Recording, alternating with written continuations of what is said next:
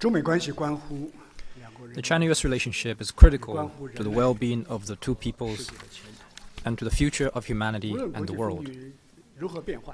No matter how the international landscape evolves, China always keeps its U.S. policy stable and consistent, and always handles the relationship with a sense of responsibility for history, for the people, and for the world.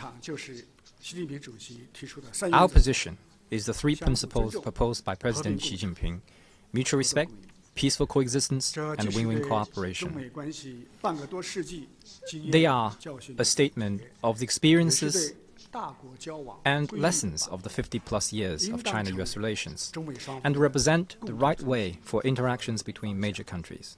They should be observed and acted upon by both sides. Specifically, mutual respect is the precondition, because interaction sustains only when differences in social and political systems are respected and acknowledged.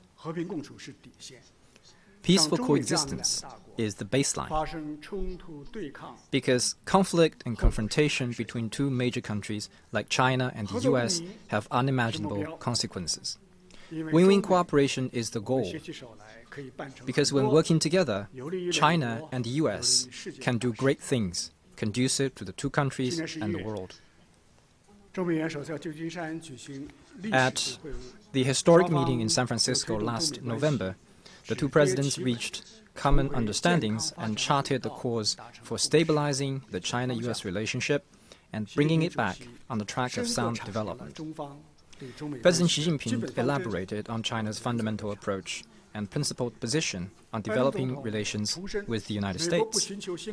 President Biden reiterated that the U.S. does not seek a new Cold War, does not seek to change China's system, does not seek to revitalize its alliance against China, and does not support Taiwan independence.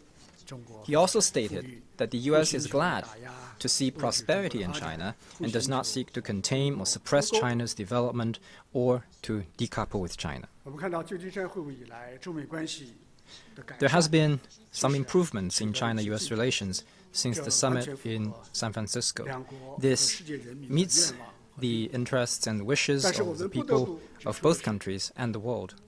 But it has to be pointed out that U.S. misperception toward China continues, and U.S. promises are not truly fulfilled. The U.S. has been devising various tactics to suppress China and kept lengthening its unilateral sanctions list, reaching bewildering levels of unfathomable absurdity. If the U.S. says one thing and does another, where is its credibility as a major country? If it gets jittery whenever it hears the word China, where is its confidence as a major country? If it only wants itself to prosper, but denies other countries' legitimate development, where is international fairness? If it persistently monopolizes the high end of the value chain and keeps China at the low end, where is fairness in competition? The challenge for the U.S. comes from itself, not from China. If the U.S. is obsessed with suppressing China, it will eventually harm itself.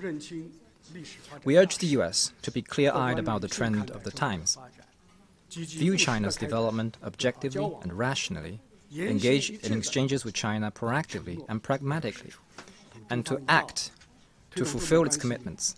We hope that it will work with China to bring the relationship back on the track of stable, sound, and sustainable development. This year marks the 45th anniversary of China-U.S. diplomatic relations. President Xi Jinping pointed out that the hope of the China-U.S. relationship lies in the people. Its foundation is in grassroots connections, its future depends on the youth, and its vitality comes from subnational exchanges. China is always ready to strengthen dialogue and exchanges with the U.S. and promote friendly exchanges in various sectors, so as to build more bridges for mutual understanding and remove unnecessary misunderstanding and biases. We believe that two sides are fully able to find a right path for the two different major countries to get along with each other. Thank you.